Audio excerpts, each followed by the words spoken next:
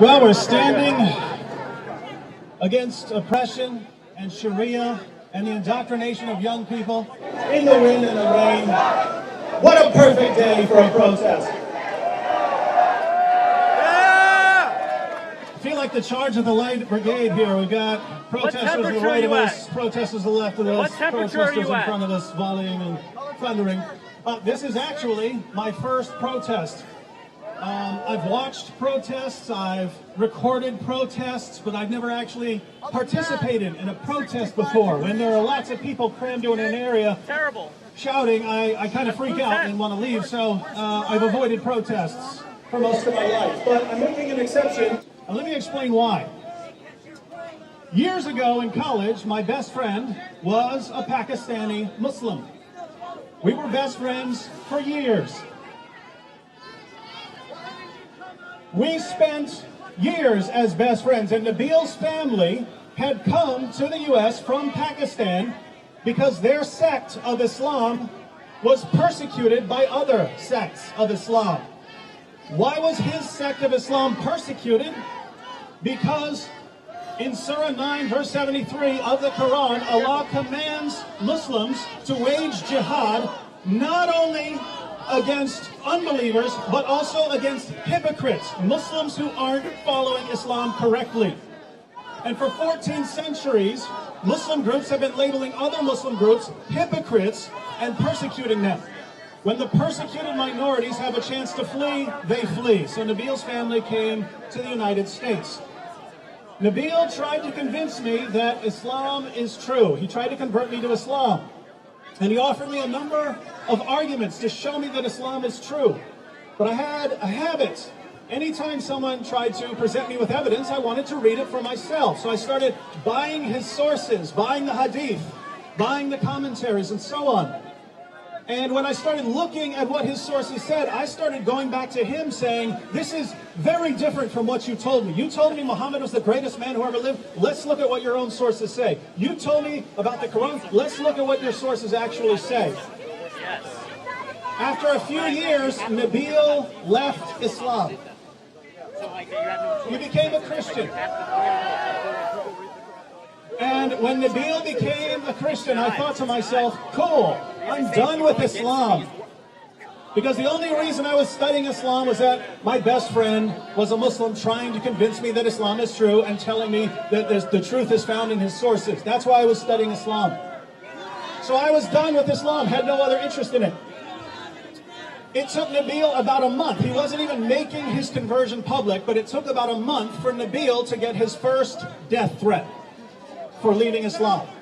It was attached to his car. This wasn't online, it was attached to his car. So this was a person who knew how to find Nabil. Now, why was my best friend threatened with death for leaving Islam?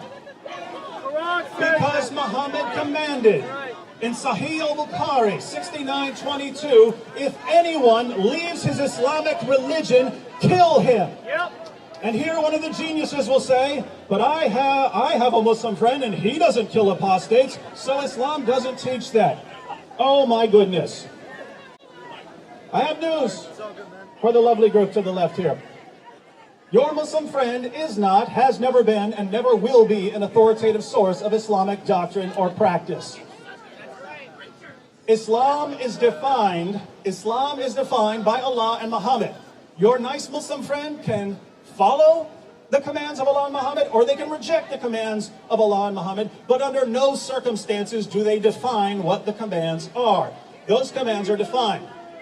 That's why Nabil was under a sentence of death. That's why he was being threatened, and they support it.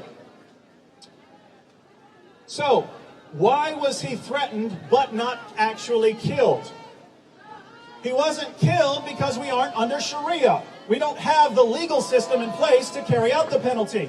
Some follower of Muhammad might always do what it says anyway, might take matters into his own hands and decide to carry out the penalty himself, but he'll go to jail for it. He'll go to jail for it. If the legal system were in place, if we were actually under Sharia, there would be no penalty for killing Nabil. He would be killed by the government. So I realized there's a system in place, a system that calls for the death of my best friend. What do I do? Do I keep quiet about it and hope that as Islam spreads, no one ever decides to carry out what Muhammad said about my best friend? Fortunately, I was born with something called a spine, so I had to say a few things. And when I started criticizing Islam, questioning the ideology that calls for the death of my best friend, a former Muslim, two interesting things happened. One, when I started sharing my reasons for criticizing Islam, a lot of other people started leaving Islam. When I started putting the reasons out there, I kept hearing from Muslims, wow, I never heard from any of this.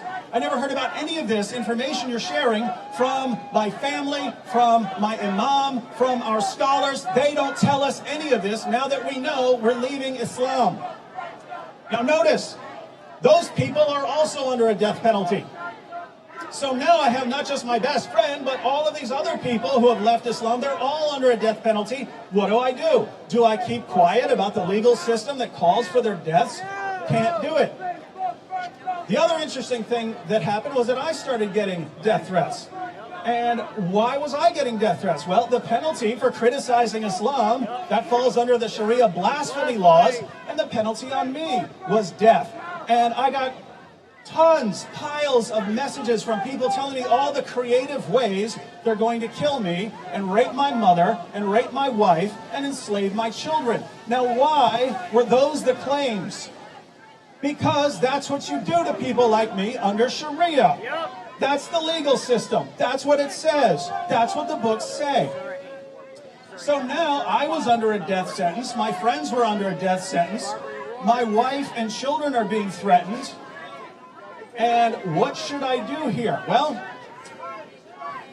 fast forward to today, where someone, a vocal proponent, a vocal defender and advocate of this system, a legal system that calls for my death, for Pamela's death, for all of your violent subjugation, is being promoted at the City University of New York. And what's amazing is that if you ask Linda Sarsour why people protest, I've seen people ask her, why do people protest you? She says, it's because I'm an empowered woman and because I wear the hijab. There are places in the world that have problems with empowered women. Places like Saudi Arabia. They do not like empowered women. That is not the United States of America. I will be going to see Wonder Woman on opening night. As for what Linda wears on her head, there are people who care. I couldn't conceivably care less if she wore a space helmet. I don't care what she wears on her head. So the reason she's giving for why people would object to what she's saying on college campuses, the reason people have a problem is Sharia. She's promoting Sharia. She's going to students, and after their minds have been prepared in the soil of higher education, she comes along and plants the idea that Sharia is a good thing. That's what she tells people. America, she says, was founded on the values of genocide and slavery, and that's why Sharia is better. Now, why that's ironic is if you read the Muslim sources, Islam, Sharia, was founded on genocide and slavery. But what was America actually founded upon? The founding fathers of our country had a very scientific approach. They looked to history. They looked to the greatest sources of oppression in history, of rulers oppressing people, of people not having the basic freedom to speak their minds. They looked at the sources of misery and oppression. And they said, we're going to make a government that doesn't involve these sorts of things. And because of that, we've been allowed to make progress. So all of the problems we face, we're actually able to make progress. We had slavery. Slavery was a problem. Guess what? We have a system in place that allows us to abolish slavery and make progress. Women not having the right to vote. That was a problem. Our system allows us to abolish that and to make progress. Racial segregation was a problem. We have a system in place that allows us to make progress.